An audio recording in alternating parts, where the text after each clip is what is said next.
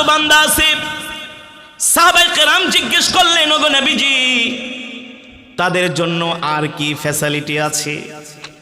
সরকারে দো আলমের আরেকটা হাদিস আমি আপনাদেরকে শোনাচ্ছি। ইদা উদিআল মাইয়িতু ফি কবরিহি জাআল কুরআনু ইনদা রাসিহি। আল্লাহু আকবার।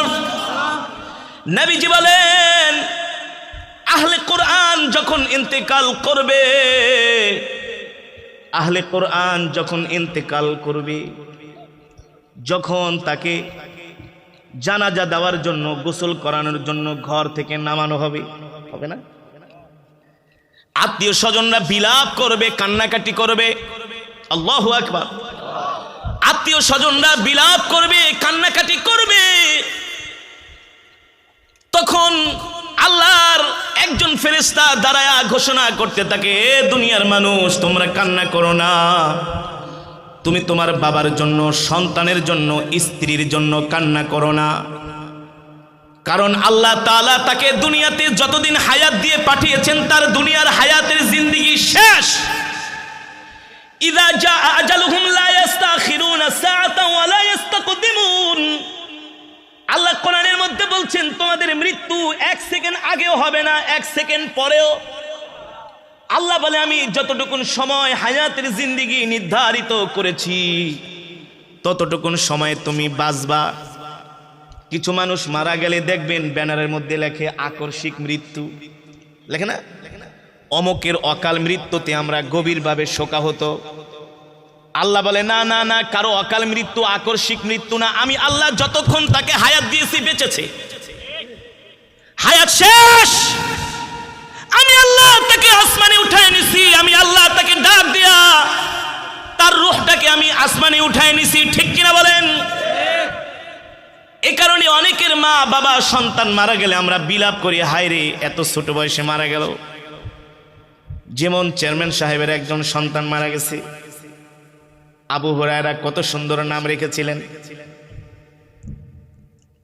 ওই বাবা জানে, যখন বাবার কাঁধে সন্তানের লাশ ওঠে, ওই বাবার মতো এত কষ্ট পৃথিবীতে আর কেউ পায় না।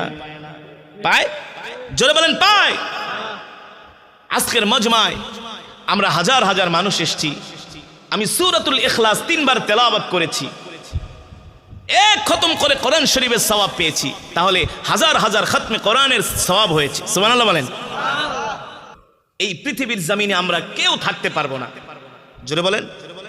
আপনাদের মধ্যে এমন কেউ কে আছেন, বুকে হাত দিয়ে বলবেন যে হুজুর আমি আরো 10 বছর বাঁচব? চ্যালেঞ্জ করলাম। পারবেন? পারবেন? পারবেন না। মৃত্যু যে কোনো সময় আপনাকে আমাকে পাকড়াও করতে পারে। ঠিক কিনা বলেন? পারে কি পারে না?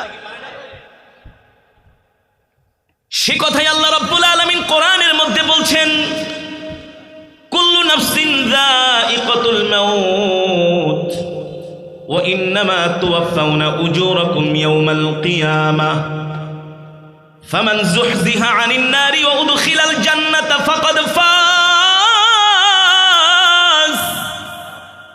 ওয়া মাল হায়াতুদ দুনিয়া ইল্লা মাতাউল গুরুর। আল্লাহু আকবার। আল্লাহ রাব্বুল আলামিন বলেন, নবী দুনিয়ার মানুষদেরকে বলে দেন, প্রত্যেকটা মানুষকে, প্রত্যেকটা প্রাণীকে, প্রত্যেকটা মাখলুককে মৃত্যুর স্বাদ গ্রহণ করতে হবে। এই দুনিয়ার জমিনে কেউ চিরস্থায়ী না।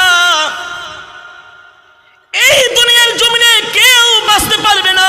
ঠিক কিনা বলেন? ও যুবক, আজকে তুমি যুবক, তোমার শরীরে শক্তি আছে, তুমি পরকালের কথা, কবরের কথা চিন্তা করো না। জীবনটাকে যেমন খুশি তেমন চালাইতেছো। একবার চিন্তা করে দেখো, ভালো করে হিসাব করে দেখো, তোমার এলাকার মধ্যে 30 বছর আগে যারা ছিল এখন তারা নাই, তারা চলে গেছে। ঠিক কিনা বলেন? আছে? একদল যায় আর একদল আসে, কিন্তু আমাদের চলাফেরা, কথাবার্তা শুনলে মনে হয় আমরা কোনোদিন মরব না। যার ক্ষমতা আছে সে আরো ক্ষমতার দাপট দেখায়, যার অর্থ সম্পদ আছে সম্পদের গরম দেখায়। ঠিক কিনা বলেন? সবল দুর্বলের উপরে উপরে অত্যাচার করে, নির্যাতন করে, জুলুম করে। আল্লাহ রাব্বুল আলামিন বলে, বান্দা দুনিয়ার পিছনে তুমি ছুটো না, দুনিয়া নয়া তুমি পড়ে থেকো না। এই দুনিয়ার অর্থ সম্পদ, চাকরি বাকরি, ব্যবসা বাণিজ্য, এমপি হওয়া, মন্ত্রী হওয়া, এটা তোমাদের জীবনের সফলতা নয়, ঠিক কিনা বলেন? আমি বলছি, আল্লাহ বলছেন, ফামান যুহজিহা আনিন নারি ওয়া উদখিলাল জান্নাতা ফাকাদ ফাজ। এই যুবক আল্লাহ বলতেছেন, বান্দা তুমি দুনিয়ার সব পাইলা, ইন্তেকালের পরে যদি তুমি জাহান্নামী হয়ে যাও, এই জীবনের কোনো দাম নাই, ঠিক কিনা বলেন? তুমি ব্যর্থ, তুমি ব্যর্থ, তুমি সফল না, সফল না। আল্লাহ তাআলা বলছেন, যারা জাহান্নাম থেকে বেঁচে যারা জান্নাতে যেতে পারবে তারাই সফল। ওয়ামাল হায়াতুদ দুনিয়া ইল্লা মাতাউল গুরুর। আল্লাহ বলে, এই দুনিয়াটা একটা ধোঁকার জায়গা। কে বলছেন? আমি বলছি না। আল্লাহ বলে, তোমার সন্তান তোমার জন্য ধোঁকা, তোমার স্ত্রী তোমার জন্য ধোঁকা, তোমার সম্পদ তোমার জন্য ধোঁকা, ঠিক কিনা বলেন? তুমি তোমার সন্তানের জন্য দুনিয়ায় দিন পালন করো না, তুমি তোমার স্ত্রীর কথা শুনা পরিপূর্ণভাবে ইসলামের মধ্যে তুমি প্রবেশ করো না, এমন মুসলমান আছে কি আছে না? জোরে বলেন। আমার একজন মুসল্লি, আমার খুব ভক্ত যুবক, এডুকেটেড পারসন, ঢাকা শহরে মাঝে মাঝে যে কোনো জায়গায় প্রোগ্রাম হইলে চলে যায়, বলে হুজুর কোরআন তেলাওয়াত না শুনলে আমি থাকতে পারি না। আর জোরে বলেন সুবহানাল্লাহ। তাদের কথাই আল্লাহ নবী বলেছেন, এই দুনিয়ার জমিনে আল্লাহর কিছু পরিবারভুক্ত বান্দা আছে। সাহাবায়ে কেরাম জিজ্ঞেস করলেন, ওগো আল্লাহর নবী, দুনিয়ার জমিনে কারা আল্লাহর পরিবারভুক্ত বান্দা? ও যুবক, আমার নবী কি বলছেন আমি বানায় বানায় তোমাদেরকে বলছি না, আল্লাহ রসুলের হাদিস। সাহাবায়ে কেরাম অবাক হয়ে গেলেন, ওগো আল্লাহর নবী, কারা আল্লাহর পরিবারভুক্ত বান্দা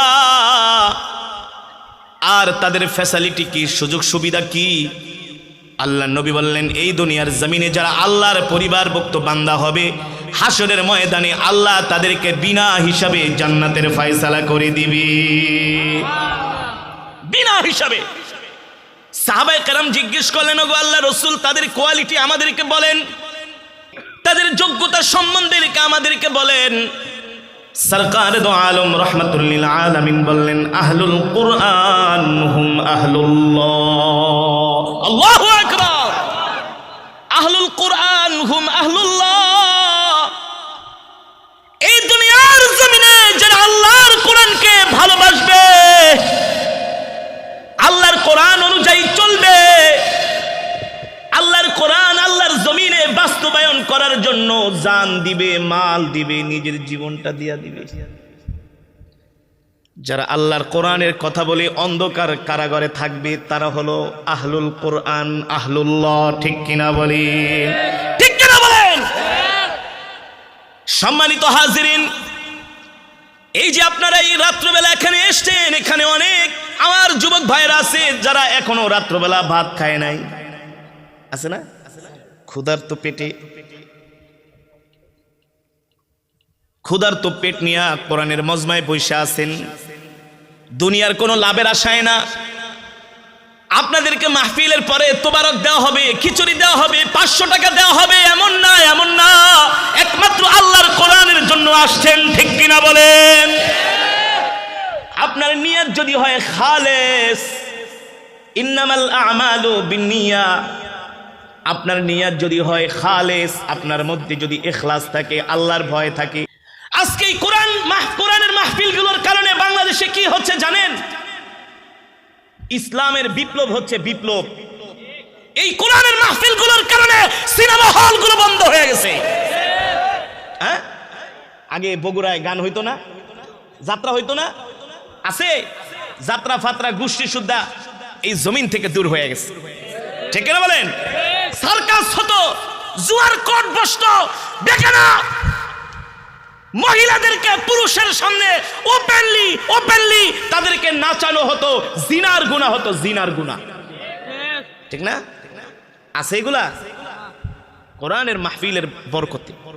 ওইদিন টকশোতে একজন বলতেছে, আগে গ্রামে গেলে কত সুন্দর পল্লী গীতি শুনতাম, রবীন্দ্রনাথের সঙ্গীত শুনতাম, জারি গান শুনতাম, পালা গান শুনতাম, গ্রামের কৃষকরা ধান কাটতো আর গান শুনতো। পিছনের থেকে একজন কয়, স্যার সব খাইছে। কয় কারা খাইছে? কয় মোল্লারা খাইছে। আল্লাহু আকবার বলেন, আল্লাহু আকবার বলেন। গতকালকে আমি যেখানে মাহফিল করেছিলাম, বলে হুজুর এই পরিমাণ মাদ্রাসা এলাকার মধ্যে হয়েছে, এখন কোন অভিভাবক আর নুরানি মাদ্রাসা ছাড়া স্কুলেই দিতে চায় না। আরে মুসলমান, আবু জেহেল, উতবা, শাইবা, আবু লাহাবেরা আল্লাহর কোরআনের বিরোধিতা করেছিল, কিছুই করতে পারে নাই, ঠিক কিনা বলেন? আল্লাহ তাআলা বলেন, নবী আপনি চিন্তা করবেন না, টেনশন করবেন না, আপনার কাজ হলো শুধু আপনি কোরআনের দাওয়াত দেন। বিজয় দেওয়ার মালিক জোরে বলেন আল্লাহ। সুতরাং আমাদেরকে কোরআনের পক্ষে থাকতে হবে, ইসলামের পক্ষে থাকতে হবে, ঠিক কিনা বলেন? সম্মানিত হাজিরিন, আমি আপনাদের সামনে যে বয়ান করছিলাম, ফেরেশতারা ডাক দিয়া বলে, দুনিয়ার মানুষ যে ইন্তেকাল করছে তার জন্য তোমরা কেঁদো না, ক্রন্দন করো না, আফসোস করো না, তার হায়াতের জিন্দেগি শেষ, আল্লাহ তাআলা দুনিয়ার জমিন থেকে তাকে উঠায় নিছে। সেই কথায় আল্লাহ কোরআনের মধ্যে বলছেন, নুন ওয়াল কলামি ওয়া মা ইয়াসতুরুন মা আনতা বিনিআমাতি রাব্বিকা বিমাজনুন। আল্লাহ তাআলা মানুষকে সৃষ্টি করার 50,000 বছর পূর্বে আল্লাহ তাআলা তার ভাগ্য, তার তকদির লিখেছেন। আল্লাহু আকবার। কে কতদিন বাঁচবে, কে কতটুকুন রিজিক খাবে, কে কত টাকার মালিক হবে, কে কতটুকুন সম্পদের মালিক হবে, আল্লাহ তাআলা আমাদেরকে দুনিয়াতে পাঠানোর 50,000 বছর আগে আল্লাহ সব লিখে রেখেছেন। আল্লাহু আকবার। এই কারণে মুসলমান, ফেরেশতারা ডাক দিয়া বলে, তুমি তোমার সন্তানের জন্য কেঁদো না, তোমার চোখে মনে হইতে পারে অল্প বয়সে মারা গেছে, কিন্তু না না না, আল্লাহ তাআলা তাকে এতটুকুনি বয়স দিয়েছিলেন, হায়াত দিয়েছিলেন, ঠিক কিনা বলেন? আল্লাহ চেয়েছেন তাকে আল্লাহ তাআলা উঠিয়ে নিয়েছেন, এই জন্য তুমি ক্রন্দন করো না। যখন আরো বেশি কান্নাকাটি করে, ফেরেশতারা ডাক দিয়া বলে, হে দুনিয়ার মানুষ, তোমার বাবার জন্য আল্লাহ যতটুকু রিজিক নির্ধারিত করেছিল তার রিজিক খাওয়া শেষ, আর একটাও অবশিষ্ট নাই, একটা ভাত ও এক গ্লাস পানিও তার জন্য অবশিষ্ট নাই, তার রিজিক শেষ। এই কারণে আল্লাহ তাআলা তাকে দুনিয়া থেকে উঠায় নিছে। সাহাবায়ে কেরাম বলে, ওগো আল্লাহর নবী, আল্লাহ তাআলা ফেরেশতাদের মাধ্যমে এই যে কথাগুলো দুনিয়ার মানুষদেরকে উদ্দেশ্য করে বলান, এই কথাগুলো আমরা কেন শুনি না? রাহমাতুল লিল আলামিন বলে, সাহাবীরা রে, এই কথা যদি তোমরা শুনতে পাইতা, তাহলে তোমাদের দ্বারা, দুনিয়ার মানুষদের দ্বারা আর কোনো সংসার, ব্যবসা বাণিজ্য, রাষ্ট্র পরিচালনা করার কোনো শক্তি থাকতো না। তারা সবাই দুর্বল হইয়া ইবাদত করার জন্য তারা জঙ্গলে চলে যেত। আল্লাহু আকবার। এই কথা শোনার পরে দুনিয়ার কোনো মানুষ আর দুনিয়াদারি করতো না, শুধু ইবাদত নিয়ে পড়ে থাকতো, তাহলে আর এই দুনিয়ার জিন্দেগি হতো না। কিন্তু ইসলাম এমন একটা ধর্ম, এখানে কোনো বৈরাগী নাই, দুনিয়াও চলবে, দিনও চলবে, ঠিক কিনা বলেন? দুনিয়াও চলবে, দিনও চলবে, দুনিয়াও চলবে, আবার কোরআন দিয়া রাষ্ট্র ক্ষমতাও চলবে, ঠিক কিনা বলেন? এই কারণে একজন মানুষ যখন ইন্তেকাল করে, তাকে যখন গোসল করায়া জানাজা দেওয়ার জন্য যখন তার জানাজা দিয়া একেবারে কবরের কাছে নিয়ে যায়, ওই মানুষটা যদি জান্নাতি হয়, ওই মানুষটা যদি আহলুল কোরআন হয়, এই দুনিয়ার জমিনে যদি কোরআনকে ভালোবাসা থাকে, ওই মানুষটা টেনশন করে না, চিন্তা করে না, পেরেশান হয় না। আল্লাহ তাআলা তাকে দুনিয়ার জমিন থেকে জান্নাতের সুঘ্রাণ তার নাকের মধ্যে দিয়া দেয়। আল্লাহু আকবার। আর যদি বদকার হয়, জাহান্নামী হয়, সন্তানদেরকে ডাক দিয়া বলে, বাবারে আমাকে তোমরা কবরের কাছে নিয়ে যেও না, একা একা আমাকে তোমরা কবরে রেখে আইসো না, আমি একা একা থাকতে পারবো না। কান্না করে, বিলাপ করে যখন ওই মুর্দারকে গামছা দিয়া দুই পাশে কবরের মধ্যে শোয়ানো হয়, ওই মুর্দার ডাক দিয়ে বলে, আমার সাথে এমন পাষণ্ডের মতো আচরণ করো না, আমাকে এইভাবে কবরের মধ্যে একা একা শোয়া রেখে যেও না, এই কবরে আমি একা একা থাকতে পারবো না। আর যদি সেই জান্নাতি হয়, কবরের মধ্যে শোয়ানোর পরে যখন তার কবরের উপর দিয়া বাঁশের চাটাই দেওয়া হয়, কলা পাতা অথবা পলিথিন দিয়া যখন তার কবরটাকে ঢেকে দেওয়া হয়, তখন ওই কবর কি অন্ধকার থাকে নাকি আলোকিত? জোরে বলে। অন্ধকার। কিন্তু আমার আল্লাহ নবীর হাদিস বলতেছে